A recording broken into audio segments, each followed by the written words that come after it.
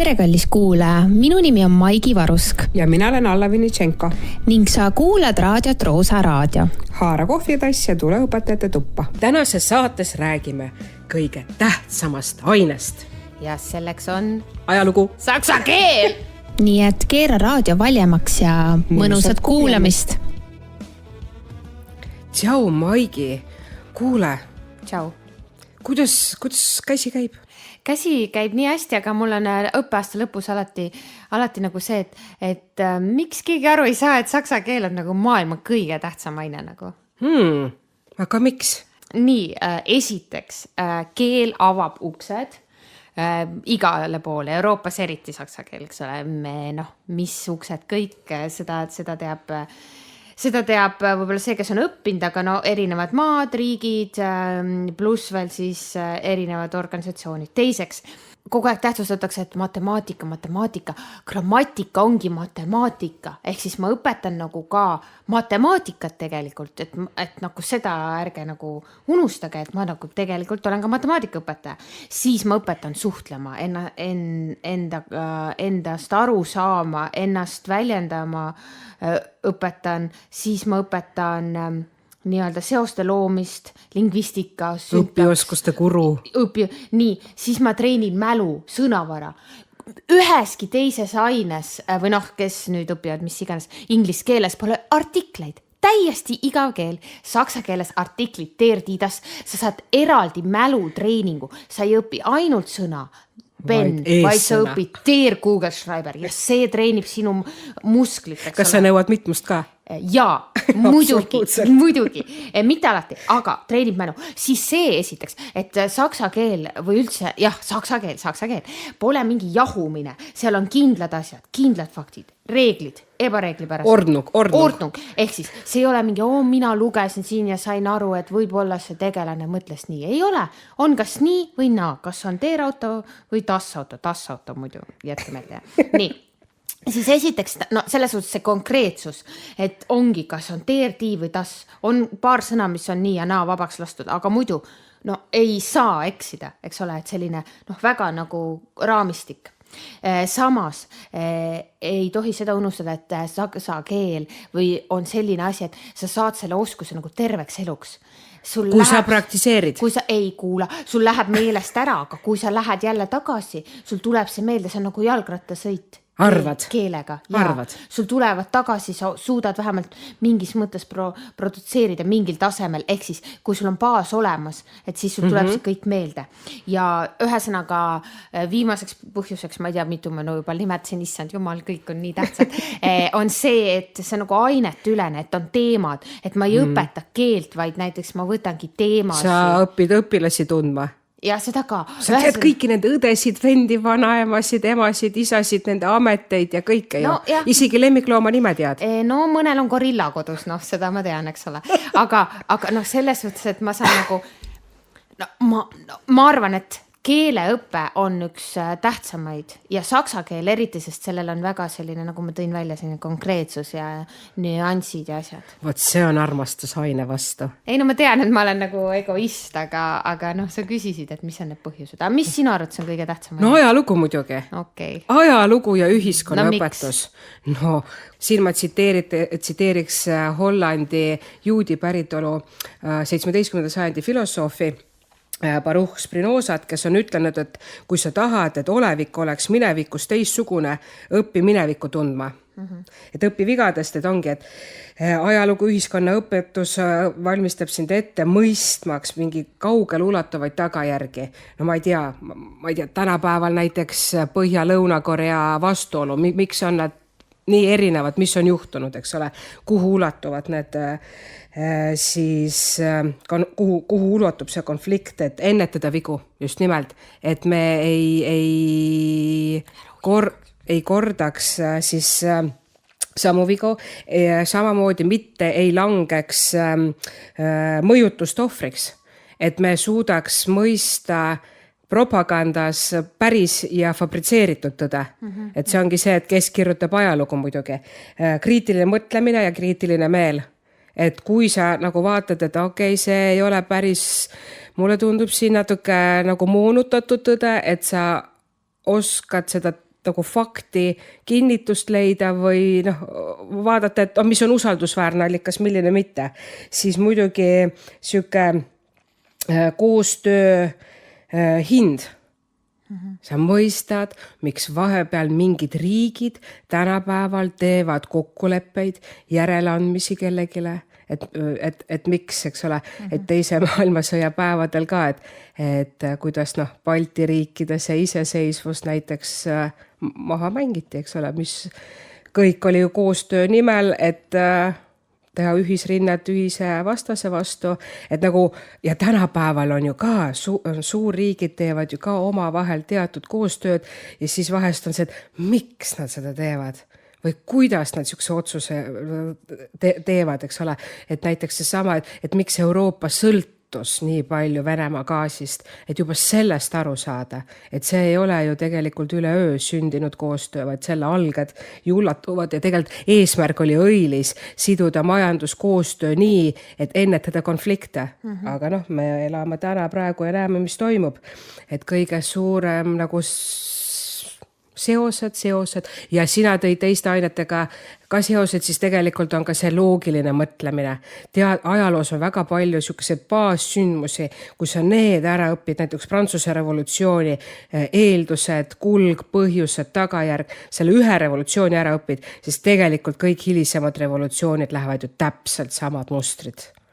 Et see, noh, et ei ole vaja igat sündmust, detaili üksikasjaliselt nagu pähe õppida, aga seoste loomine tänapäeval me elame ChatGPT, eks ole, võib sulle juba arutlusigi valmis kirjutada, aga see ei ole nagu eesmärk, aga just see fakte me saame guugeldada, me saame küsida, ma ütlen, tehisintellekt võib sulle essee valmis kirjutada, aga selles suhtes, et sa just saad ise asjadest aru ja kui see isegi ChatGPT sulle selle õppetöö valmis kirjutab, siis sa tegelikult loed selle läbi ja võib-olla see aitab seal õppimise protsessil. Olgu, nii et sina arvad, et ajalugu on kõige tähtsam? No absoluutselt. Kas seda tuleks alustada siis juba esimesest klassist? Kas ja mõnes riigis tehakse seda juba lasteaias, aga ma ei oska öelda. Eks mina usun sellesse, et iga perekond ikkagi räägib ajaloost juba maast madalast. Ema, isa, vanaema, vanaisa räägivad ju ikka minu ajal, mina koolis, mina lapsepõlves, mis töid tehti, kuidas õpiti.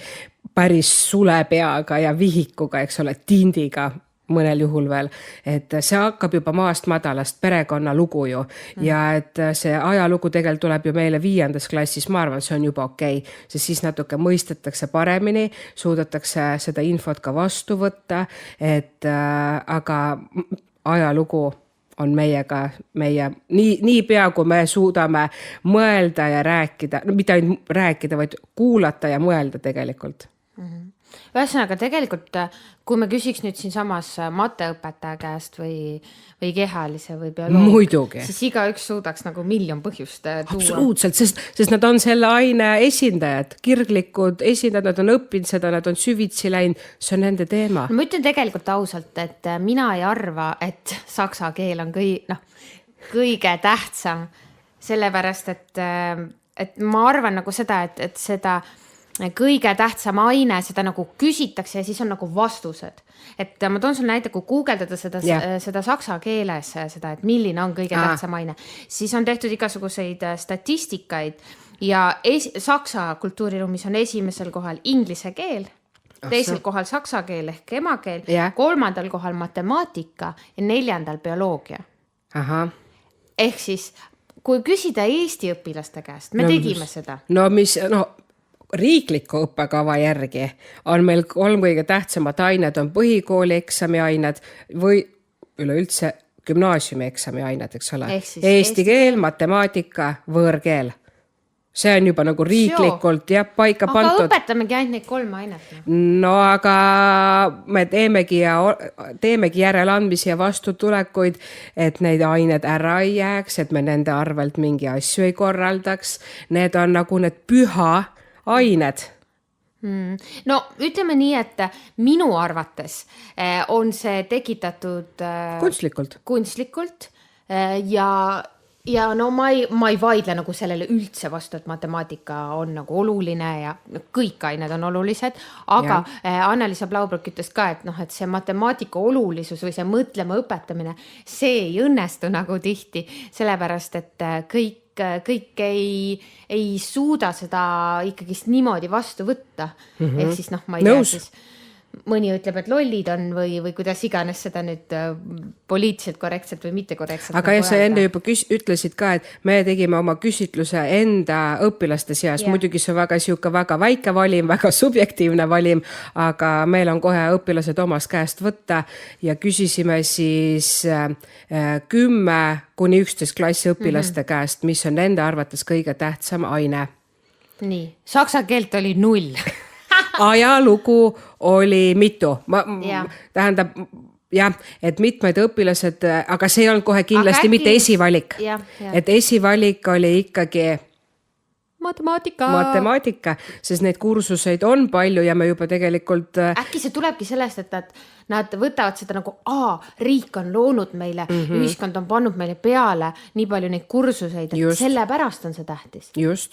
Kui keegi räägiks mulle iga päev näiteks bioloogia mingit loengut või teeksin bioloogiat. Sul oleks 14 kursust bioloogiat. Võib-olla ma usuks, et bioloogia on kõige tähtsam asi maailmas. Et võib-olla nagu me oleme neid noori, mitte meie, aga ühiskonnana nagu süsteemis nagu pannud vastama ka seda suunda, mida me tahame, et nad vastaks või mida riik nagu eeldab. Aga seal oli veel põnevaid aineid.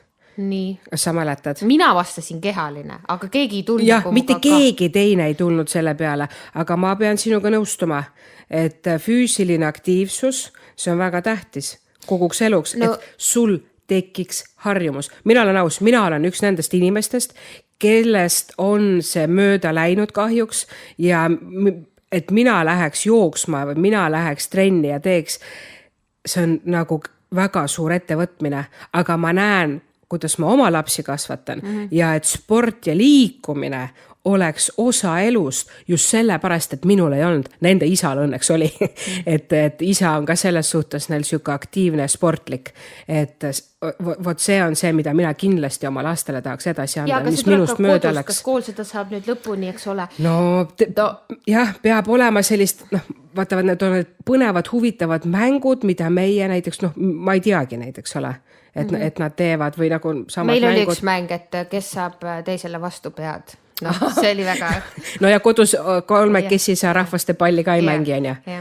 No ma kuulasin ühte TED Talki 2019 aastat ja seal oli nagu see, et see näitab ka, kui palju on raha suunatud. Muidugi. Ja seal toodi nagu näide sellest, et kui aastas keskmiselt suunatakse koolis $700 õpilaste, ma ei tea, nii-öelda sporditarvete peale, see teeb mingi, ma ei tea, mitu senti õpilase kohta, mingi täiesti piinlik, eks ole, summa, siis kui palju, nüüd võiks olla siin see statistika, kui palju näiteks läheb, ma ei tea, inglise keele matemaatika mingi töövihiku peale.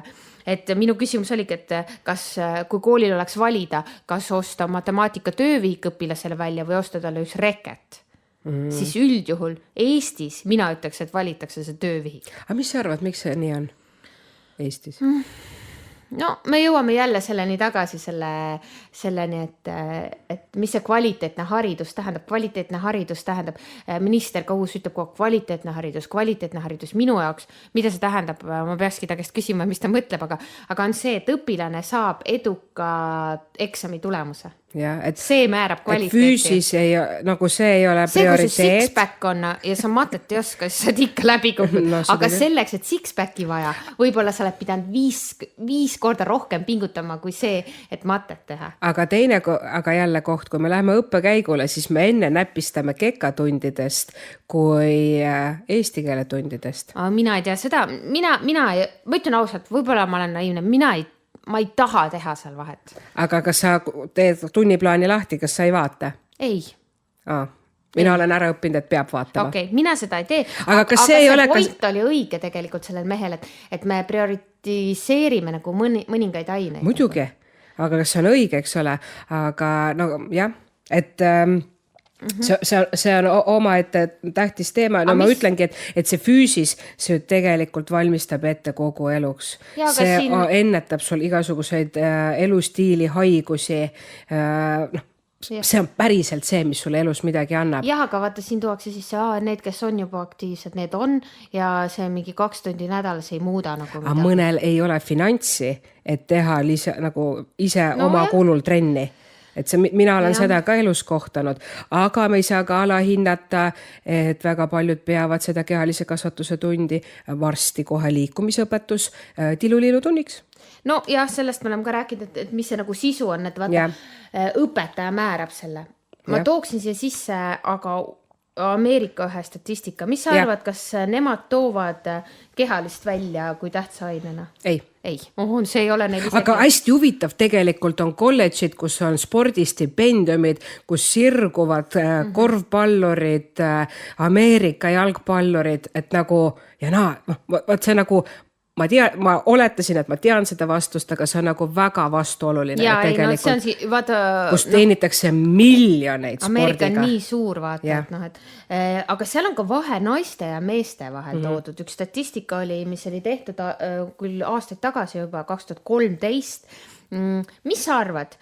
Võtame näiteks matemaatika. See on neil top 1. Kõige tähtsam aine ameeriklaste jaoks. Kumma jaoks on tähtsam? Kas meeste või naiste jaoks? Või tüdrukute, poiste, et kelle jaoks on matemaatika tähtsam? Intuitiivne, naised? Ei, mehed.